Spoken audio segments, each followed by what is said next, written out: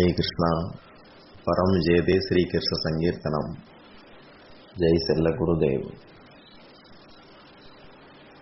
ரங்கதேவி அப்படிங்கிற கோபி கிட்ட ராதா துளசி பூஜை பற்றி சொன்ன ஒரு விளக்கம் இப்ப பார்க்கலாம். ரிஷபானு தேவருடைய மகள் ராதை. ராதையோடைய தோழியில ஒருத்தி ரங்கதேவி, ரொம்ப சிநேகிதி. எப்பவுமே ராதைய பார்த்ததும் வணங்குற ரங்கதேவிய ராதா சொல்வா, வணங்கி வணங்கி நமக்குள்ள இடைவெளி உண்டு பண்ணாத, உனக்கு நான் பணிவிட செய்யத்தான் விரும்புறேன் அப்படின்னு ராதா சொன்னான். அப்பெல்லாம் ரங்கதேவி ராதையோட கழுத்துல கைய போட்டு தான் முகத்தோட சேர்த்து அணைச்சிக்கிடுவா. அப்ப ராதா சொன்னா, நீ என்ன வணங்குனா நான் உனக்கு தோப்பு காரணம் போடுவேன் பார்த்துக்க அப்படின்னு சொன்னான். ரங்கதேவிக்கு அதிர்ச்சி ஆயிட்டு. ராதையோடைய உள்ளத்துல கருணையை தவிர எதுவுமே கிடையாது, கோபமே வராது.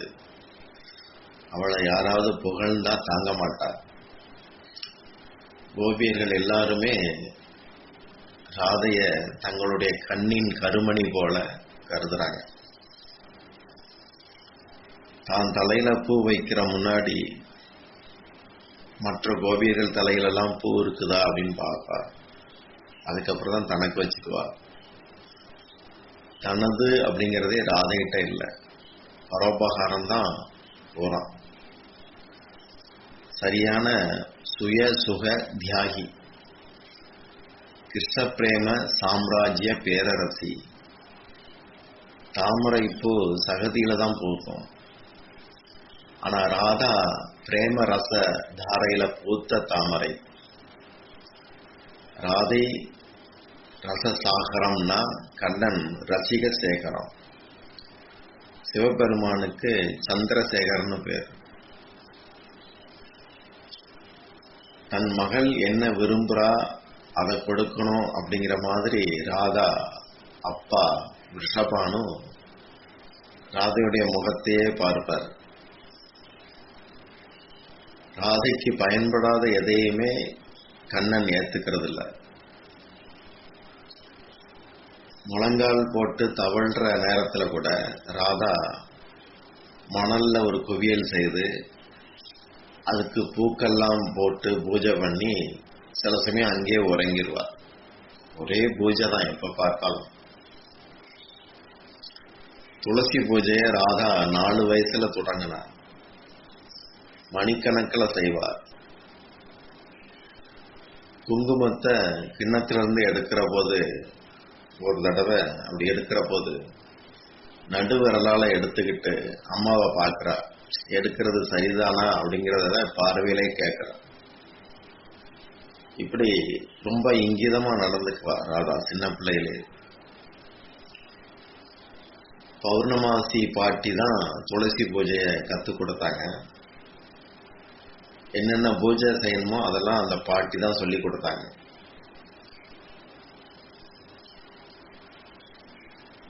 ராதைய மாதிரி நினைவாற்றலோ திறமைகளோ யாருக்கும் வராது. வீட்டுல அம்மா கீர்த்திதா சுந்தரி காத்தால எழும்புறதுக்கு முன்னாடி ராதா எழுந்திருச்சுவா. விடியும் முன்னாடியே எழுந்து, தோழிகளும் அப்படித்தான், அவங்கெல்லாம் ராதைக்கு முன்னாடி எழுந்து வந்துருவாங்க. எல்லாரும் பல் தேய்க்கிறதுக்கு அதுக்கு குச்சி, அப்புறம் குளியல் பூச்சிகள், எண்ணெய் இதுகளெல்லாம் எடுத்துட்டு யமுனையில ஆத்துல குளிக்கிறதுக்கு ஒண்ணு போல போவாங்க. இவ்வளவு இருட்டிலே போய் குளிக்கணுமா அப்படின்னு அம்மா கீர்த்திதா ஒரு முறை கேட்டா, அந்த கோபியர்கள் சொன்னாங்க, நீங்கெல்லாம் ராதைகிட்ட அதை சொல்லுங்க, ராதா சரின்னா நாங்களும் சரிதான் அப்படின்னு சொன்னாங்க. துளசி பூஜையில ரொம்ப நேரம் செலவு பண்றத பார்த்த ரங்கதேவி ஒரு தடவை ராதா கிட்ட இதை பத்தி கேட்டா. துளசி கிட்ட அப்படி என்ன மணிக்கணக்கா கேட்கிற அப்படின்னு. ராதா சொன்னா, தோழி ஒன்றும் கிடையாது, எனக்கு என்ன தெரியும், உலகத்துல எல்லாருமே எல்லாம் உடையவர்களா இருக்காங்க. இந்த வர்ஷானா பூமியில, அதாவது இந்த ஸ்தலத்துல எல்லா சிறுமிகளும் என்னை விட அழகு, குணம். ரங்கதேவி சரி, அதுக்கு என்ன இப்போ அப்படிங்கிற. அப்போ சுபலோடைய தோழன், சுபல்னா ராதையோட அண்ணன், சுபலோட தோழன் அந்த நீல நிற தழகன் காட்டுல இருந்து பசுக்கள் எல்லாம் மேய்ச்சிட்டு வீட்டுக்கு திரும்பும்போது நீங்க தானே பார்த்திருக்கிற அப்படின்னு சொல்லி ராதா கேட்கும்போது லேசா கண்கள்ல தண்ணீர் வருது. கிருஷ்ண பிரேமையில பேசுறா. அந்த கண்ணனோடு கடல் முன்னாடி உலகத்துல ஏதாவது ஒப்பிட முடியுமா? அவருடைய குழலிசை, அவர் முழுக்க முழுக்க அன்பின் வடிவமா இருக்கிறார். அவருடைய பராக்கிரமத்தை பத்தியும் என் அண்ணன்ட்ட இருந்து கேட்டிருக்கிறேன். நேற்று கூட கொக்கு வடிவத்துல வந்த ஒரு அசுர பறவையை 2 கிழிச்சு போட்டாராம். என்ன பலசாலி. ரங்கதேவி கேட்கிறா, அது சரி, துளசி பூஜையில ரொம்ப நேரமா என்ன பிரார்த்திக்கிற, அதைத்தானே நான் கேட்டேன் அப்படின்னு சொல்றான். இப்படி குறுக்க மறிச்சு ரங்கதேவி கேட்காம இருந்தா மயில்பீலி மகுடத்தாரி புகழ சொன்னபடியே இருந்திருப்பா ராதா. ராதை சொல்றா,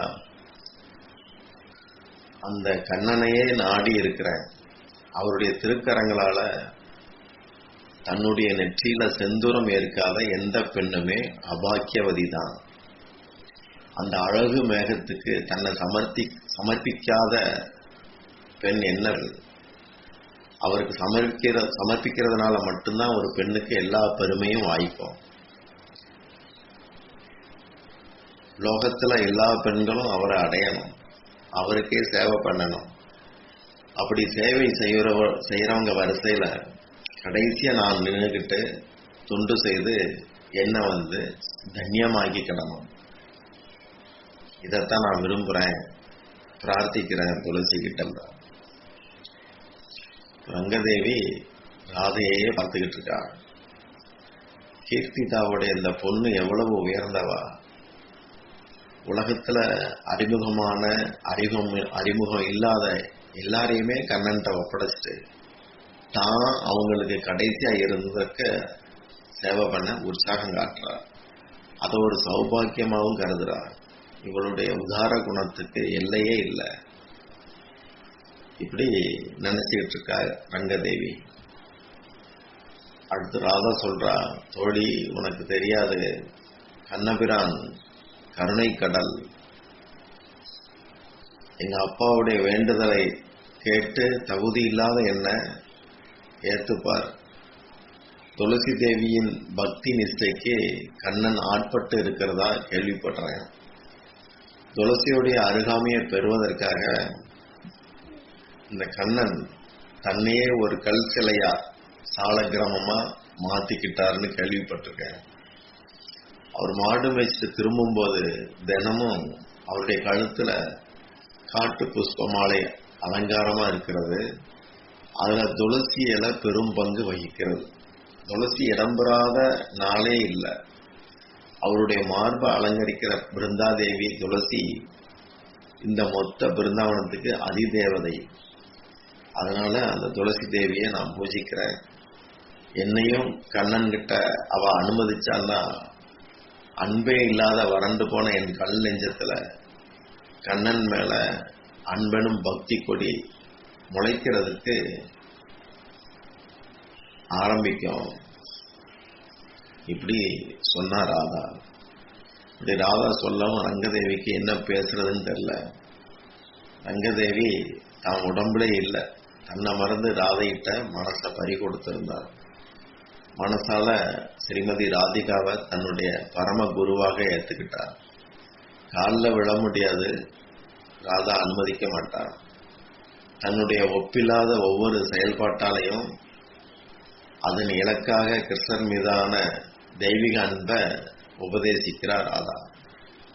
கண்ணனை ஏற்பது, கண்ணனோட இருப்பது ஜீவர்களுடைய கடமையாக ராதா பேசுறார். போக புத்தியாலையும் சுயநலத்தாலையும் சேகரிக்கிற ஆசையாலையும் ஜீவன் கடமையை தவறான். ராதையுடைய வழிநடத்தல்ல தான் அறிவே இல்லாத அந்த அறிவிலைக்கு கிருஷ்ண சேவைக்கான வாய்ப்பு கிடைச்சது அப்படின்னு நினைச்சுக்கிட்டா ரங்கதேவி. இனி நாமளும் தினமும் 2 முறை துளசிக்கு பூஜை பண்ணணும் அப்படின்னு முடிவெடுத்தா ரங்கதேவி. ராதையுடைய திருப்பாதங்கள்ல தனக்கு திடமான அன்பு வரட்டும், அதுக்கு துளசி தேவி அருள் புரியணும் அப்படின்னு மனசுக்குள்ள வேண்டிக்கிட்டா ரங்கதேவி. ஹரே கிருஷ்ணா.